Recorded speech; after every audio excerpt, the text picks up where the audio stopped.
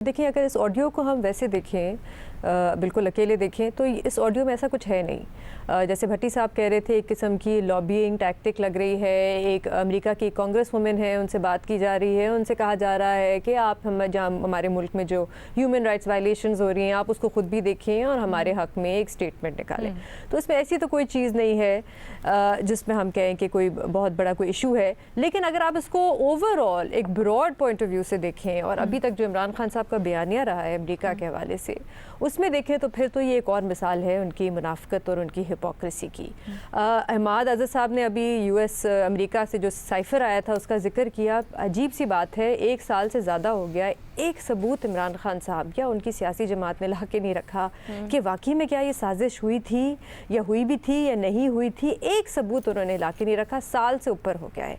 कभी ये इम्पोर्टेड साजिश हो जाती है, कभी एक्सपोर्टेड साजिश हो जाती है। हमारे मुल्क में और कुछ इम्पोर्ट एक्सपोर्ट हो ना हो, लेकिन यहाँ पे साजिशें ज़रूर इम्पोर्ट एक्सपोर्ट होती हैं। तो इनका जो बयानिया पिछले 1 साल से जो बदलता रहा है अमेरिका के हवाले से, कि इस वक्त अब वो हमने देखा कि आहिस्ता आहिस्ता वो अपने बयानिया से पीछे हटते रहे, और इस वक्त उन्होंने पूरा का पूरा मलबा जो है साबिक आर्मी चीफ जो थे जनरल बाजवा उन पर डाल दिया है। अब उनकी टैक्टिक क्या है? मेरे ख्याल से, मेरी राय में उनकी टैक्टिक ये है कि इस वक्त उनके इस्टेब्लिशमेंट से जो राब्ता है वो बहाल नहीं हो रहा।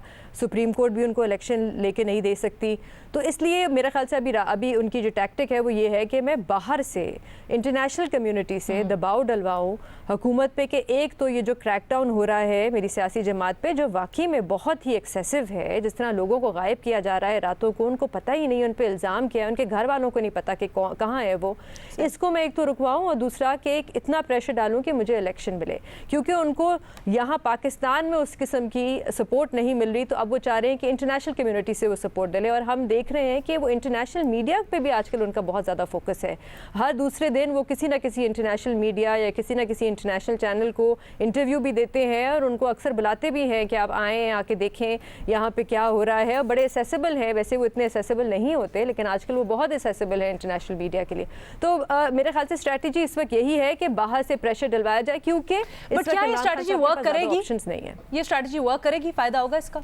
अलीना, मुझे बहुत मुश्किल लगता है। देखिए, कांग्रेसमैन जो हैं, वहाँ के जो सेनेटर्स होते हैं अमेरिका के, वो इस किस्म के लेटर्स तो निकाल लेते हैं। इंडिया के बारे में भी एक दफा उन्होंने निकाला था। 66 कांग्रेस के अरकान ने तहरीक भी पेश की जिसमें उन्होंने मजम्मत की। फिर हम देख रहे हैं IMF की तरफ से भी अभी मामला लटके हुए हैं। Do you think that can be a factor as well? वहाँ से भी प्रेशर आ सकता है? आई डोंट थिंक कि जो अमेरिका के जो सदर हैं वो इस मामले में पड़ेंगे।